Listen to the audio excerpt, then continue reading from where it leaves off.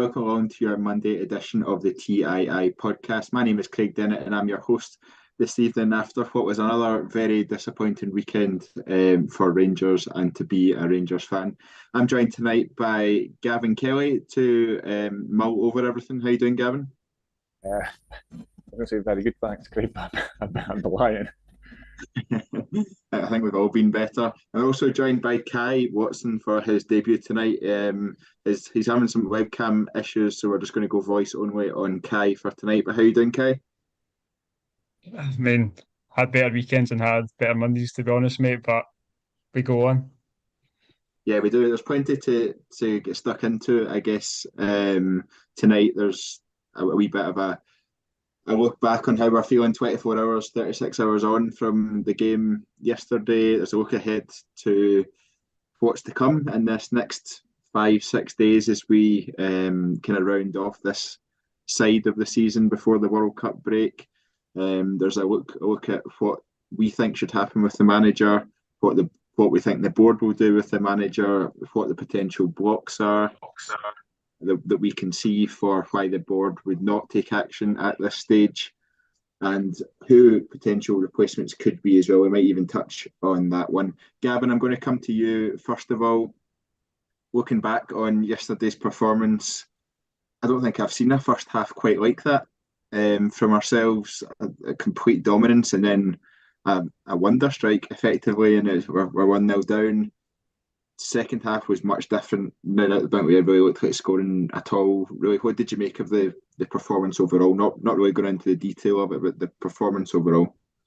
Yeah, it almost sums up this team in total. Really, it's bipolar in that we know what this team's capable of. We saw it last season. We've seen it in flashes this season. What they're capable of, but it's always in patches. It's always in little spells, and it seems to be if something doesn't go right, if we don't score first, then it becomes an uphill battle, especially against a team that's more likely to sit in. But again, Sunday, sorry, was similar to sort of Gerrard pre-COVID almost, a couple of games where we would be battling teams and then it would just be one lucky goal or a defensive mistake. It was usually the defensive mistakes, but no, it was ridiculous.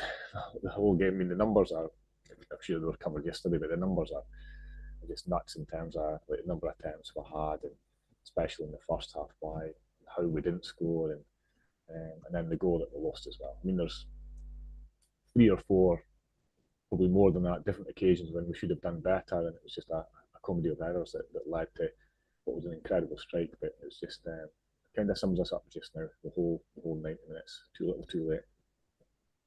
Yeah, absolutely. I think it's a case of it's a difficult one because up until we reached the penalty area, I thought we were pretty good yesterday, especially in the first half, and then we just seem to run out of ideas. We don't seem to have that ability to break down that block, and even when we get there, we don't look threatening enough.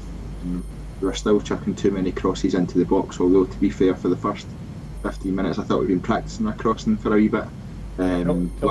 Tillman was really good. I mean, he was playing centrally. He was actually sort of dominating like almost all the attacks, and he was trying to play through the balls. The one that he played to Jolak when he's taking the touch rather than actually shooting with his left foot it's again, we've not seen Jolak do that very often in terms of making the wrong decision. He usually one touch and hit it sort of thing. But after that, Tillman kind of disappeared as well once we went 1-0 down. He'd arguably been our best player up until that point. Yeah, absolutely. Kai, coming to you, why do you think we struggle in some games in those attacking areas, and do you think that actually the players we have, because theoretically the players we have should be able to break down these teams, should be able to create the chances, and should be able to effectively the strikers score the goals? So why do you think we are struggling in those areas? Is it purely a confidence thing? I think when you look at the players going forward, it just seems like there's no kind of creativity there. Everyone seems just devoid of ideas. Even you see the players going forward at times, you notice the midfielders are pushing forward, and even Tillman at times, they just stood in an area. They just picked what they thought was a good area and just kind of stood there and waited for the ball instead of making that dart and run forward, or even the player on the ball carrying it forward. They were just passing the ball to someone that was in an area, and then obviously the way St Johnstone were kind of packing it in, that area was then becoming crowded. Then there was no space, and if the ball's going out wide, I feel massively with Ryan Kent, it's confidence. If you look at times last season and previously, you'd like just give Kent the ball and he'll do something, but now it's he gets the ball and it's not immediately like drive at the defence or come through the middle. It's kind of where's Barisic and it's a pass back and a pass back in. It's just there's no one willing to kind of take the game by the scruff of the neck and just drive us forward. Or there's not many, even not just the creativity and the players on the ball, but the creativity in the runs. Like the wingers are hanging wide. You get the ball out to Sakala and I mean, frustrating as he is at times, like most of his game in beating a man is knocking the ball past. So if you cut off the outside to the wing, he's not as dangerous coming inside, whereas say Kent is on the other side. So I just feel there's a massive lack of any ingenuity to just create something from nothing. And that's what I feel like we've relied on a bit recently. There's a bit of something magic from someone at times, but games like yesterday, there was just nothing, especially the second half. I think the game from an attacking point from Rangers just kind of died a death, and you looked at most of the time St Johnstone were coming forward, they actually looked quite dangerous, all being that potentially being on the counter attack, but they still looked every time coming forward as if they could score, and I just felt like that was missing from Rangers. Yeah, absolutely. Gavin, one of the points Kai mentioned there was Ryan Kent, and I feel like Ryan Kent is a weekly topic, maybe a daily topic on the TII podcast this year. I think it's past the stage as to we should not be persevering with Ryan Kent out on that left wing. Why do you think we are persevering? Why are we not potentially giving Matondo, who's been a bit hot and cold, probably more on the cold side so far, but why are we not giving him a bit of a running games to get started? I know people talk a lot about Ryan Kent can maybe produce this, or Ryan Kent has produced this in the past, so he could do it again, but feels like we're just waiting on him doing it, and it's detrimental to the team now. Yeah, I think it was a League Cup game. I think there was another game that he was on the bench as well. And I'm only guessing here, but when the ball goes to him, whether it's on the halfway line, in our half, or he does carry the ball, he's the only ball carrier we've got that's a consistent ball carrier. I mean, Sakala can pick the ball up and run at players, but even he doesn't know where he's going to end up or what his plan is when he gets it. But we can't throw it. A lot of the times just now, it is predictable. He is capable of carrying us down into the final third when he's picking the ball up. Frustratingly, he's not. We all know that he does his best work when he gets the ball already in the final third, and the first time he's beaten a player is to either drive into the box or to cut inside, rather than the first time he's beaten the players on the halfway line. But for me, it's down to his contract. It's now, like you said, it is at the stage where if he's not going to commit, then we need to start playing players that are going to be here next season. And it's not a case of sacrificing the league, but when you look at his numbers in terms of goals, assists, you can argue in the league he's doing okay because he's about one every 2 games. But in terms of goals, you need to be scoring more goals, and if he's not going to be doing it or sort of getting in the box to get in those positions, ironically, I thought he'd actually been improving the last few weeks, but somebody else has to be given a shot. I mean, I think it's harsh for Matondo getting judged when he's coming on for 10 minutes here or 15 minutes there. It's impossible to get any sort of consistency. We've seen with Sakala, he's had a few games and he does look better in terms of sort of his touch and his plan of what he's doing it. And he's putting some decent balls at the weekend. So I think it shows if you do give them a winger a run of games, they're more likely to be more consistent than what we've seen so far. Yeah, I completely agree with that. I think with Fashion Sakala, we have seen that he has something to offer, albeit his end product is still inconsistent at best. Although I think he is getting slightly more accurate and slightly better with every game that goes by. We've got Shug in the comments saying playing Kent has sacrificed this league. I wouldn't go quite that far. I think we've got a lot of issues that have went towards where we are in the league at the moment, and I wouldn't say it's just Ryan Kent.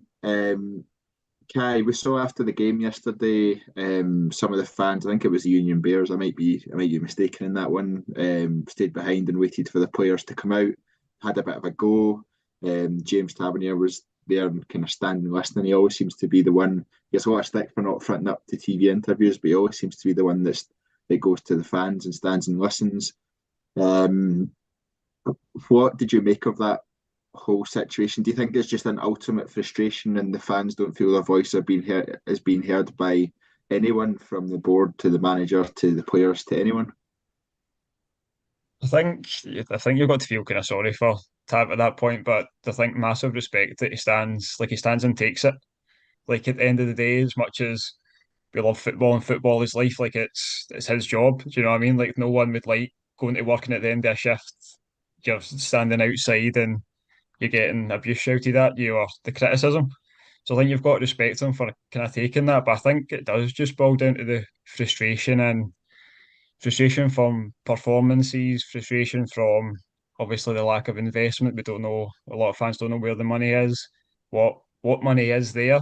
It's obviously in a few interviews recently they've been said that the money's not there, but where is it? There's frustration that still comes from obviously the recruitment in the summer, the money that was spent, and then the money that wasn't spent, and then just on pitch performance. It's just a culmination of all those factors, and it's just obviously exploded at the weekend in what was a game in the first half, even going in at half time 1-0 down. You look at the performance, and like I think most of us felt that Rangers would come out and at least get two or three in the second half, and it just didn't transpire that way. And at times, even look at the effort from obviously the clips kind of went a lot more viral now well, particularly for Rangers fans, if people didn't see the kind of lunchroom involvement in the first goal yesterday.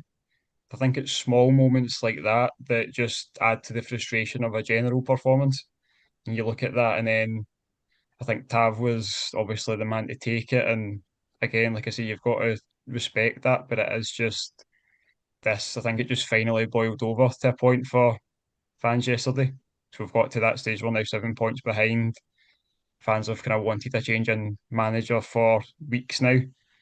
And at this point, you're like, is the season over? Like, what do you do now? So it's just, like I said, it's just boiled over yesterday, and that's what the fans felt like they had to do to be heard. Because it just doesn't seem like any of the issues that fans are raising recently, the questions have kind of been answered. So it's then got to the point they've had to kind of confront the players being to have at the forefront. And obviously everyone's looking for answers. Nothing's kind of come out today either about the manager and his position. So I think the frustration that ended the day yesterday is still here today. And obviously when it gets to the game on Wednesday night, I think it's going to be a toxic atmosphere inside Ibrox.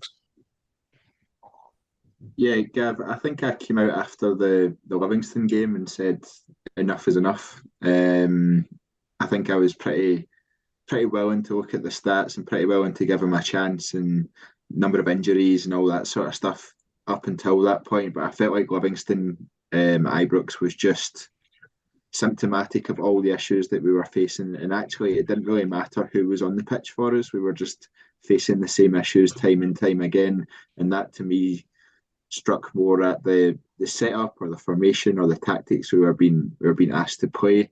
Are you?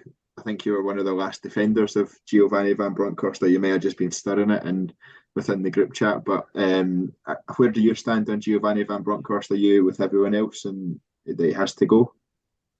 Yeah, I think we said a few weeks, it might have even been the Parkhead game.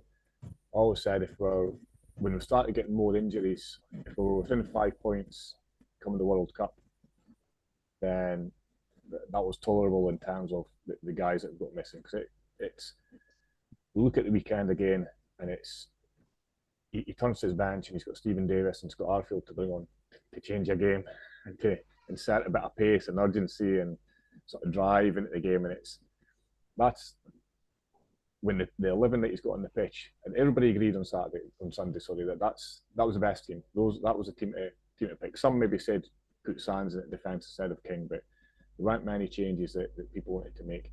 But it's then after that the players to bring on.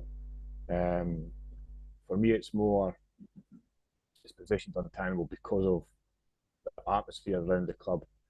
But it's removing Van Bronckhorst doesn't change in the grand scheme of things. Certainly, in the short term, doesn't change anything in terms of the players that are available or like what we're going to see on the pitch. In my opinion, I don't think it would change anything in terms of what we see on the pitch. But there's certainly a lot more problems behind the scenes that I'd rather see fixed before the manager was replaced. However, I can totally understand the camp of people that are wanting them sort of to be removed. There's still a long way to go, but I've just got a feeling that I don't think the board are going to sack him. I don't think they are. So it's almost a waste of energy every weekend or every game. They losing the rag and demanding that the manager gets sacked, because until it happens, I just can't see them doing it. Yeah, Kai, I think I have to agree with Gav there in terms of, I said yesterday that I fully expected a statement by about 8 o'clock last night to come out and say mutually agreed to part company with Giovanni Van Bronckhorst. It didn't come last night. I was then this morning less confident it would come this morning, but still half expecting it to be there at some point. I think I get messaged, sorry, about 4 or 5 times asking is he away yet, by different people. So I think everyone was kind of in the same boat, but actually it doesn't seem as though the board are on the same page, or at least there aren't any murmurings we're getting from the board at all as to that his position is being considered. I believe they came out today and denied that there'd been an emergency meeting to discuss his future. Where do you stand on that whole relationship between, as a wider discussion between the fans and the board, but over this situation and what we're not hearing from the board, or what we're not getting in terms of information sharing? I think Gav has a point in saying that like bringing a new manager in right now doesn't necessarily mean everything's going to change immediately on the pitch. But I think the lack of, apart from the apparent denial of there being an emergency meeting, like the lack of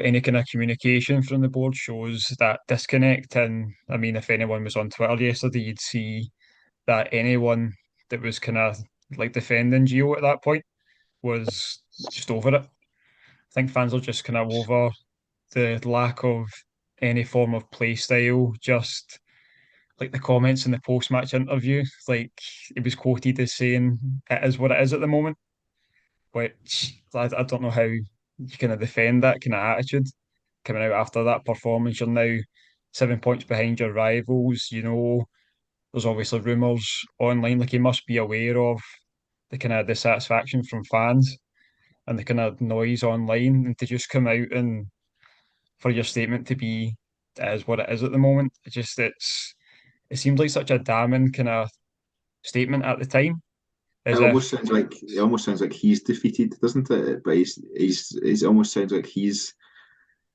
If you look at his post match, and I know a lot of people go back to it and say, look how much he was looking forward to the Champions League. But that post match after PSV, obviously he's on a high and he's excited and he's like, I think we'll spend more, and I think we can look and see what can happen in the rest of the transfer window, and then nothing happens.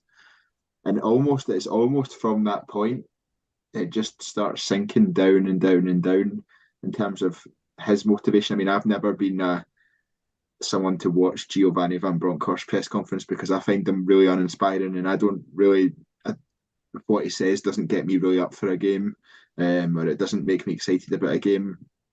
But I think he's almost getting more and more depressed is a strong word, but he's getting more and more down on himself, and you can almost feel that emanating through the team. But he just doesn't seem to be emanating any confidence, does he? it just seemed like I genuinely felt like the statement of it is what it is could potentially be one of the last things he says as the Rangers manager, because it just feels like admitting defeat, like no defence of yourself, no kind of like reasoning or logic as to why you think everything's kind of panned out the way it has. Like just accepting within yourself that it is what it is obviously something that none of us want to hear. Like I know you said yourself, and a few the guys in the group chat have also said like he's boring and he's pre and post match interviews. Like he just is. Like And you'd assume he must be the same in the dressing room. Like, I don't know how you would be like this kind of figure in front of the media. And I can't imagine he goes into the dressing room and gives this big rousing team talk that kind of gets the team up for it. Like, I think you just kind of need to, obviously none of us have been in the dressing room, but you've got to kind of take from his pre and post match interviews that that's what's getting said in the dressing room. Like, whether it's before the game or at half time, like, how is anyone in that team supposed to come out for like the second half yesterday and be riled up and be really raring to go? I know people will argue you shouldn't have to do that for a footballer, for someone that plays for Rangers, but there's times everyone kind of needs to be picked up. And half time yesterday could have been that time. That could have been the time he gives the inspiring team talk that makes the team come out and kind of play for him. But it just doesn't seem like he's up for it. And at this point, I don't think the players are up for it for him either. I'd have to agree with that one. And Jamie Damage comes into the comments and says the players look agitated and frustrated, which comes from a lack of leadership on the pitch and in the dugout. I think we're all lacking leadership, whether it be from the board, from the manager, from the team. Even we know how fans, and especially in the UK, we have this discussion quite a lot in terms of German fans, for example, or Spanish fans. They don't really react to the game; they just react to actually being in a stadium. Whereas UK football is more fans reacting to instants in a game or the flow of a game or the tempo of a game, and that's kind of how the ebb and flow of fan culture works in the UK. Gav, I think there's obviously that lack of leadership. So a question that a few people keep asking is, can we actually afford to get rid of Gio just now? And I guess we won't know that. In theory, we should be able to. If you go by the sums as such that that come out of reaching the Europa League final last year, reaching the Champions League this year, obviously we keep being told that it's definitely not £40 million, which we're all aware, but we all know it's not £5 million either. But Gio and his backroom staff signed a 3.5 year deal. I believe we're still 2 weeks short or a week short of his 1 year anniversary. It's going to cost a fair chunk to get rid of him. Do you think that, how big a factor do you think that is? And can you imagine a position where the board are actually just waiting for him to resign as things get progressively worse? I think it's more a factor in terms of availability of a replacement. If they've identified a list of names and there's 3 of them are available without the need to pay any compensation money, then it makes more long-term sense to then sack Van Bronckhorst.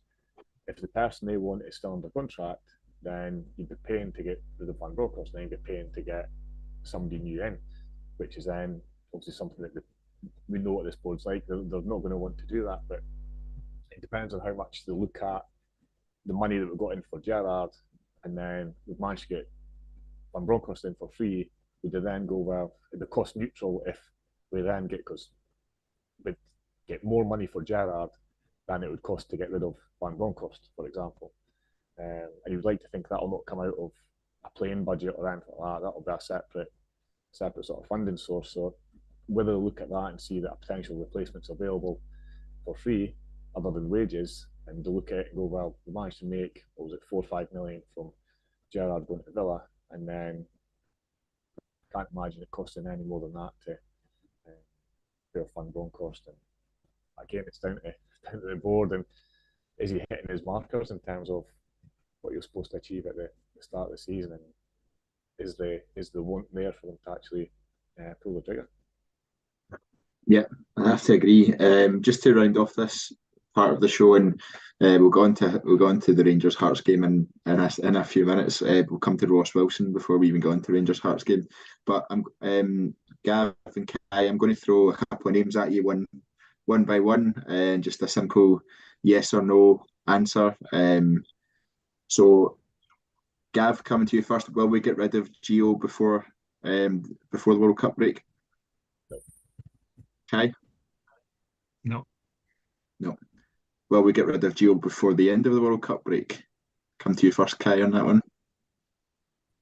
Yes. Gav? No. No, yeah, so I think Gio will still be here by the time we play Honestly, Hibs at Ibrox on that Thursday night. I think he'll be here for the next Old Firm. Honestly, I can't. There's nothing. You think about the people who've got all the connections and all this sort of stuff, and the things that people are hearing and all that. There's absolutely no hint or inclination that the board are going to do anything other than obviously if we lost the next two games or got points in the next two games, then that could change. Um, but if we win the next two games, I think it'll be here for the next Old Firm. Yeah, I think that's everyone's concern. If we were to go out and beat Hearts 5-0, for example, for talking sake, then it just kind of papers over the cracks and we kind of limp on. And I think that's kind of everyone's concern. Right, I'm going to chuck a couple of names at you. That I've seen rumoured on Twitter that people are interested in. And no way am I saying these will be Rangers' next manager, and no way I'm saying these should be Rangers' next manager. But just a couple of names that I've seen. Gav, come to you first. Sean Dyche. Is it just yes or no? I'll let you go a wee bit. More of an explanation if you want on that one. I'd love him for his press conferences. His press conferences are gold, but I just have queries about European and style of football and playing against a low block. I just would.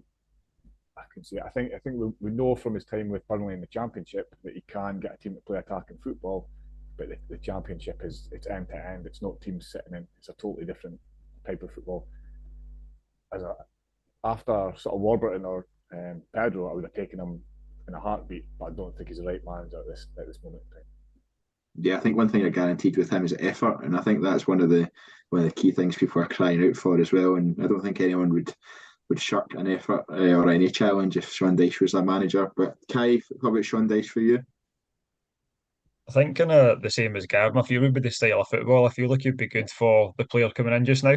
Like a good motivator, like you said, these teams are always guaranteed effort, but it's the worry of a 4-4-2, balls getting chucked into the box again. Sorry, they're Yeah, not working for us now. I don't know if he'd maybe change the philosophy with better players compared to the rest of the league, but the 4-4-2, balls into the box gives me the fear. yeah. Right. Next two, we'll do two more, and then we'll move on to Ross Wilson quickly in the Hearts game. Gav Kjetil Knutsen from Bodo Glimt. Their season finishes on Sunday, I believe. Yeah. Yes or no? Yeah, but I just got a Ronnie Dale feeling off him a little bit in terms of I don't think I've had as good a season this season. There's some cracking individual players and a style of player. Also, we saw what they did to Celtic last year and whatever of the three European competitions was that they got off. But I think he's an attractive option, but I think a lot of fans are maybe basing a decision off the two games against Celtic. Again, it's a hard one. I wouldn't buy drafts him coming. Put it that way. Yeah. Kai, what about yourself? I think it's an option I definitely find interesting, and I feel like the standard of football would definitely go up. You look at the result they had against Roma, obviously last season. I get that the performance in the league hasn't been up to much, which is obviously the worry. But like for the style of football, I think it's something we all kind of want. We know the players are capable of, but it's just their domestic performance this season in Norway in a league that's maybe like a 3-4 horse race. Like he's miles behind, so that's the only thing that gives me kind of a worry on him. Yeah. Um, Final question, each of you, and you can just say a name or you can say no, because I realise we're time-wise we're pushing on. So, Gav, is there anyone out there that you think you want to be Rangers manager? Style of play, it's Ralph Hasenhüttl for me is the one that is closest to everybody's wanting high intensity, high pressing, fast players being or looking fitter and running about more and being dynamic and introducing youth players. He's had some shocking results at Southampton, but the Premier League's a Premier League. But pre going to Southampton, the job he did at Leipzig, the football he played at Leipzig, if you present something in black and white in terms of this is what he does, this is style of play, this is what he gets out of a squad, he ticks every box to what we are sort of looking for just now. However, there will be other managers that are capable of that sort of still in that sort of job description, I suppose. Kai, what about yourself? Ian, he knows what's else. Completely with Gav on that one. I think it's a massively attractive option. Obviously, just became a free agent, and Is I it think there realistic will though? be teams. Is I it mean, I don't know. realistic? Kind of know. I don't know the kind of money he was on at Southampton. I'm assuming coming from Leipzig, he'd been on a bit of money. I think that's maybe the main concern. But I think Rangers are still an attractive option despite being out of Europe. It's the fact that we're kind of in a bit of a hole just now. And I think it's an attractive prospect for a manager to come in and be the guy that brings us back to the top and where we should be. Yeah, I'm not sure how realistic Ralph Hasenhuttl is, but I guess we never quite know. None of us thought Steven Gerrard would be a manager when he came to be a manager. So it's funny how things can happen. Right, quickly before we do a very quick preview of Hearts. A, a lot of people are saying, Gav, that if you get rid of Gio, there's still the issue of Ross Wilson. A lot of people look at his recruitment and the amount of money spent and the number of players that have been signed under his tenure that have been starting games, and seems to be fewer and fewer every single week. Do you think Ross Wilson needs to go as well? Similar to my Gio comment, not quite sitting on the fence, but when we beat PSV, there were seven. Oh no, it's because I wrote about it. There were 7 Ross Wilson signings on the side that beat PSV, which is closer to what Van Bronckhorst's first choice 11, I presume, would be now. And add sort of Ridvan Yilmaz to that team as Ben Davis to that sort of team. So in terms of the players that we've added this season, I mean, like Lawrence, Tillman, Davis, and Ridvan, I think they do all improve the starting 11. We've moaned for the last couple of years under Wilson that we've not been signing players to improve the starting 11. But for me, the thing with Wilson was the reason we're playing an 18-year-old centre half and a defensive midfielder who can play centre half in a Champions League game. When we've signed John Souttar, knowing that Philip Hollander is borderline having to retire because he's got a chronic injury, which Souttar on paper, having just played 40 games, Scotland international, he's just been outstanding against Denmark and all sort of stuff. But it's came back and it's cost us having 2 players that one of them's on a 4-year deal, obviously the other one's expiring, but basically just replace Hollander with another player who's going to be perennially injured. And along with Kemar Roof, we've got best part of 100 grand a week sitting, 70 grand a week, sorry, sitting on the bench, not doing anything, and that's his responsibility. We gambled on Roof, gambled on Hollander, we won the league title, but now it's money that's wasted for key players on key player budgets, and he is responsible for that. Yep, Kai, Ross Wilson, in or out? I think obviously the last window was very questionable. There was holes in the team that everyone could clearly see and they weren't improved upon. Like I'm a big fan of Ridvan Yilmaz. I think he'll be a great player for Rangers, but that money I feel could have been spent better in other positions. Like as much as he's obviously looked at as a project and someone that's going to make us potentially like Calvin Bassey money in a few years. Like it's not. We obviously needed a backup left back, but to go out and spend the 4 or 5 million, I think is very questionable. But there's chance for these players to come good, but I don't think he's going to leave anytime soon. So I'm not going to hang my hat on Ross Wilson coming or going. I just don't see him walking away from it. Yeah, I'd have to agree with that one. Right, Gav, quickly on to Hearts. I think we're all expecting a toxic atmosphere. What kind of game are you expecting? Are you expecting the players to be able to come out fighting and to, I guess, show the same performance against Hearts that we saw at Tynecastle? I think it'll be the same as St Johnstone in the first half. Hopefully not the result in the 90-minute performance, but I think, as we've heard from Lundstrom, and there was one of our players recently, they were speaking about what they're actually trying to do in the pitch in terms of how they've been playing isn't how the manager wants them to play, and that the Aberdeen game was more, that's what we're doing on the training ground and that's how we're trying to play, and then first 40 minutes against St Johnstone, we've tried to play that way again and then capitulated. But I think it'll be similar. It'll just be a case of whether or not this time we'll actually take our chances. But it's being at Ibrox, like our home record compared to our away record is night and day, and we've got like averaging 3 goals a game. We've only conceded 3 goals in 7 games as well. I'd expect the lineup to be pretty similar, to be honest with you. Again, what other options do we have? So I think it'll be a similar sort of, certainly first half will just be a case of whether or not we're more robust at the back and anybody wraps them in the top corner from 30 yards out with our first effort. Yeah, I think we've got to overcome the issue of conceding first as well. It was a big issue at the start of last season under Gerrard. Gio seemed to, when he came in, arrest that, and I think we went to quite a significant number of games. I can't remember how many off the top of my head without even conceding a goal. We had, I think, 7 or 8 clean sheets out of 10 games or 9 games or something like that. It was a significant number of clean sheets. You do wonder why that has fallen away as time has progressed. We were all potentially blinded a little bit, maybe more than a little bit, by the European run last year. I think at this stage last season we were 5-6 points ahead, and obviously we know how that ended up. Kai, looking at Hearts are obviously what many people expect to be the third best team in the country. They've had to deal with European football so far this year.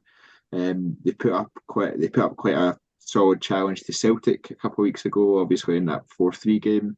How are you expecting them to approach it, and how do you expect us to try and overcome that? I think they're definitely a better side that they've shown so far, whether that's European football. They've obviously had quite a lot of injuries as well. They've had to play full-backs at centre half. They've not kind of had the luxury of having someone who's ready to kind of step in as Leon King, so they've had to move players like Cochrane kind of inside, playing positions they're not familiar with. So they're better than their league position shows.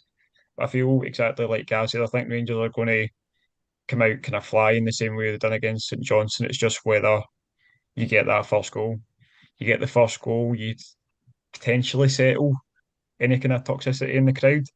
It might not kind of fully get rid of that, because it's a lot more than just winning one game that's going to get rid of that. But I feel we come out the exact same way, but we actually get a goal. I think we can kind of stifle Hearts and just hopefully run over them the same way we've done with Aberdeen, and not have a repeat of the performance on Sunday and trudge into half time even level, and then give Hearts that bit of hope, because they have got dangerous players going forward. You look at Barry Mackay, Shanklin's got a really good goal scoring record this season, but they do have dangerous players, better forward players than probably St Johnstone have. So there's obviously that chance they can kind of catch us. So hopefully, same kind of quick start, same amount of pressure, just at least get the first goal this time. Hopefully, it's a different outcome. Yeah, Gav, I think Hearts are a tough one because we do always seem to play well against them. I think it's just coming in against the backdrop of what we've seen in the last couple of weeks. We knew that this period between the last international break and the World Cup was going to be a huge run for us, and if we had any chance of winning the league, I think we felt that we had to win all. I think it was 9 league games. I think we had to win all 9, at least 8 out of 9, and not lose one. We've drawn 1 and lost 1 already. We know the sort of feeling that's around the club and around Gio. I can't imagine what it's going to be like if we were to drop points on Wednesday, or even if we were to drop points on Saturday or Sunday against St Mirren. Are you confident we'll pick up the 3 points?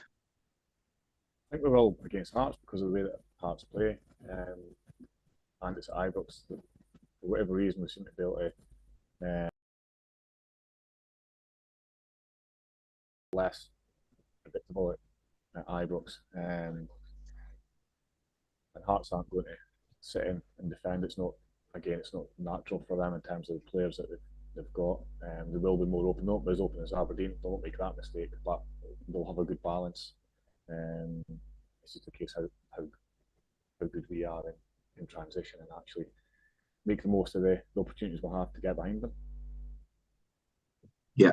Okay, I think we're well over time for this podcast, so I'll just finish off with a quick score prediction. Kai, from yourself? 3-1 Rangers. 3-1 Rangers. I like the sound of that. Gav, yourself? 2-0 Rangers. 2-0 Rangers. I'll go for 3-0 Rangers. Comfortable 3 points, and we'll limp our way over the line into the World Cup, and then we'll have a month of very little football to talk about in terms of Rangers, but I'm sure there'll be lots in the background, particularly the AGM, which was confirmed for the 6th of December today, and I think there might be a few fireworks there, along with a few customary stupid questions that go along with the AGMs as well. Well, thank you very much to Gav and Kai for joining us, and thank you very much to you all for listening. Please remember to subscribe to the TII YouTube channel, toggle on those notifications, and you'll get an email every single time we go live. The guys will be live again after the Hearts game with a post-match reaction, probably about an hour after a full-time whistle. The guys will be live on YouTube, Facebook and Twitter. Also, we'll be back live on Friday with our normal Friday bulletin previewing the St Mirren game at 7 o'clock on Friday, and then we'll have our full roundup of the week on Sunday evening at 8 p.m. Thank you very much for listening. Until next time, goodbye.